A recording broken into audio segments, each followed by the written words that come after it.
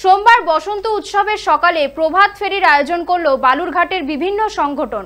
এক টুকরো শান্তিনিকেতনকে বালুরঘাটের বুকে তুলে আনতে বসন্ত উৎসবের সকালে বালুরঘাটের বিভিন্ন সংগঠন নানা ধরনের অনুষ্ঠানের মাধ্যমে দিনটি পালন করে। প্রভাত ফেরির আয়োজন করে আবৃত্তি শিক্ষা কেন্দ্র। সোমবার সকালে বালুরঘাটে কবিতীর্থ প্রাঙ্গণ থেকে এই প্রভাত ফেরি শুরু হয়। গোটা বালুরঘাট প্রদক্ষিণ করে প্রভাত ফেরি কবিতীর্থ প্রাঙ্গণে এসেই শেষ হয়। পাশাপাশি এদিন একটি মনোজ্ঞ সাংস্কৃতিক অনুষ্ঠানের আয়োজন করা হয় এই সংস্থার পক্ষ থেকে।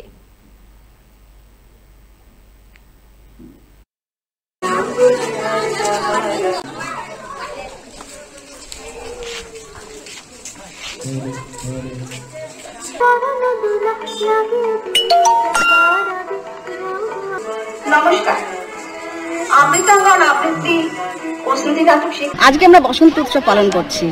আমরা চাইছি যে পবিত্র প্রাঙ্গণকে আজকে আমরা এক টুকরো শান্তিনিকেতনে পরিণত করব। কোন কাদের তরফ থেকে করা হচ্ছে এবং কিরকম সাড়া পাচ্ছে? আমার সংস্থার নাম অমৃতাঙ্গন আবৃত্তি ও শ্রুতি নাটক শিক্ষা কেন্দ্র এবং আমরা রাবীন্দ্রিক আদর্শে চলতে ভীষণই বিশ্বাসী। এর আগে আমরা করেছিলাম বৃক্ষরোপণ উৎসব, এখন করছি আমরা বসন্ত উৎসব।